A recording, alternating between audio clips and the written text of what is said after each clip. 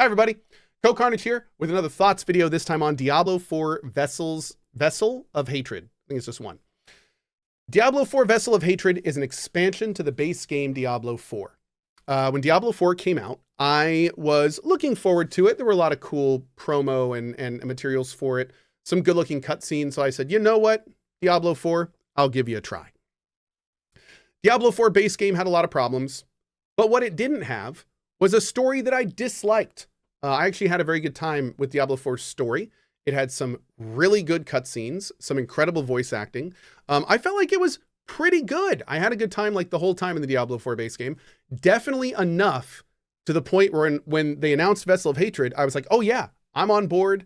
I'm good. Let's go do the expansion. You know, if it has the same level of what I got from the base game, we're good. Hopefully I went in saying, maybe we'll get a little more. Maybe we're going to get something that's really going to, yeah, we didn't. Diablo 4 Vessel of Hatred is pretty much more of the same, except it didn't have what I liked from the base game that I feel is the icing on the Diablo cake. One thing about Diablo is Diablo has always been the game, the cake.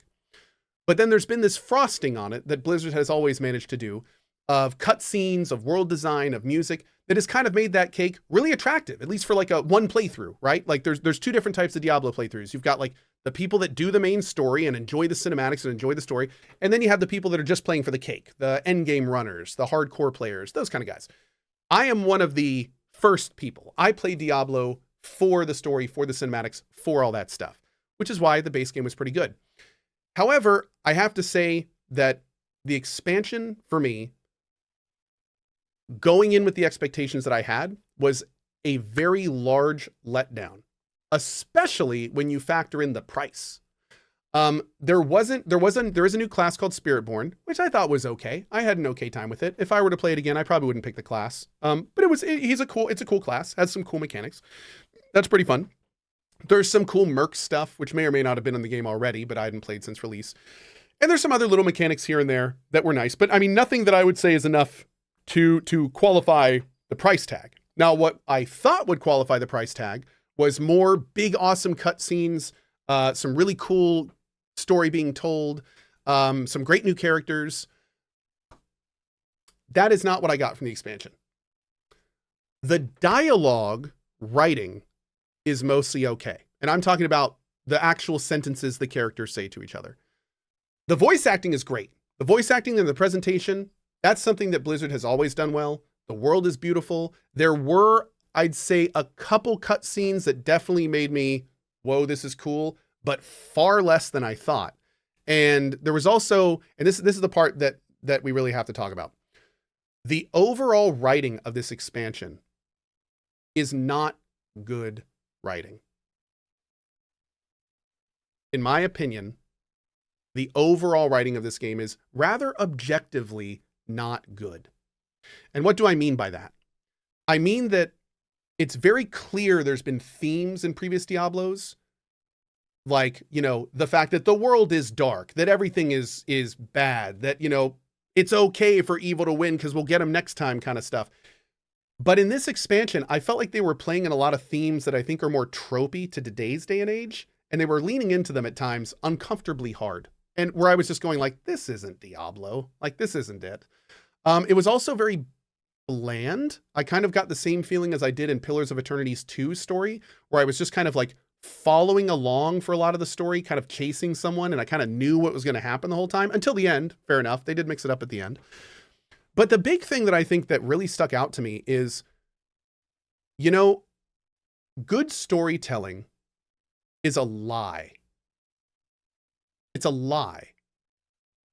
And the lie has to be told well for you to believe it. And if you believe it, you become invested. And when you're invested in a story, you don't really ask a lot of questions because you like what you're doing. You're engaged with it. You're invested. You're along for the ride. You bought the ticket. You took the ride. I feel like a lot of Diablo games have gotten me invested. And they've gotten me invested to the point where I'm just like, cool, Diablo's back for the third time. Whatever, story stuff, music's beautiful. Like, let's keep going. Sure, I'll kill let's go. But I feel like that in this last expansion in particular, this game has gotten to the point where it's so assembly lined that even though parts of the game have the focus that we've come to know and love, other parts have really suffered. And one of those parts is the writing, the overall writing, where there are now like such giant gaps in terms of making areas immersive, making areas look believable, making areas look good. That this is the first expansion I've played from a Diablo game where there were enough of those cracks that I stopped believing the lie of the story. And the problem there is when I started seeing the light through the cracks were everywhere. Like everywhere. Like almost every little situation you'd come across, you'd be like, oh, would this exist in real life? How did the people that live here deal with this? Is this a realistic approach to this problem? And the answer is almost no in every case. Like it just becomes like completely unimmersive, contrived, and the whole thing feels lazy. And that's what happened to me about midway through this. And I started really looking, like the facade fell away. And I started looking at every encounter and every little event, and I'm being like, does this make sense? Does it make sense the characters are doing this? Does it make sense this place exists? Does it make sense? And the answer is no. Like, for a lot of it, it just doesn't make sense. It's not immersive. It doesn't make sense that your character walked into a place that 1,000 other people had tread, and this thing happened to your character that other people had not had happen to them a million times. Like you just keep the curtain and that's what stinks, because I feel like good writing answers those questions you don't know you have. But like writing when it's just done on autopilot, like there's no connective.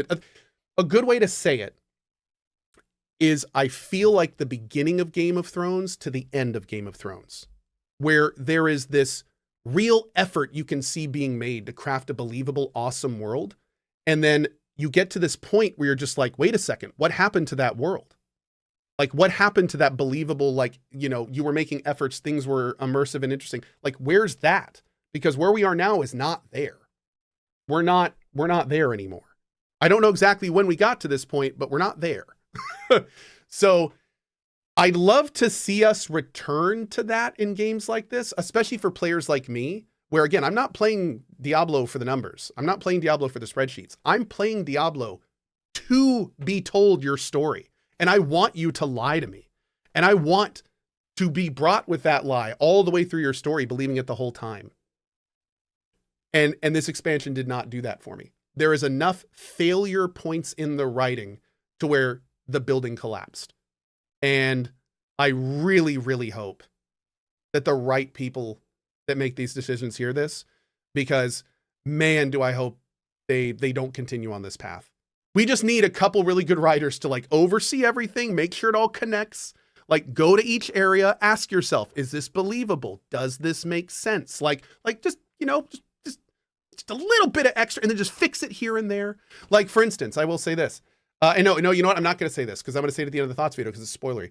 That's the end of this thoughts video. This thoughts video was a little rambling and honestly probably shows my age a little bit as well. As I get older, I tend to pay more attention to things like, is this immersive? Is this, like I realize that too.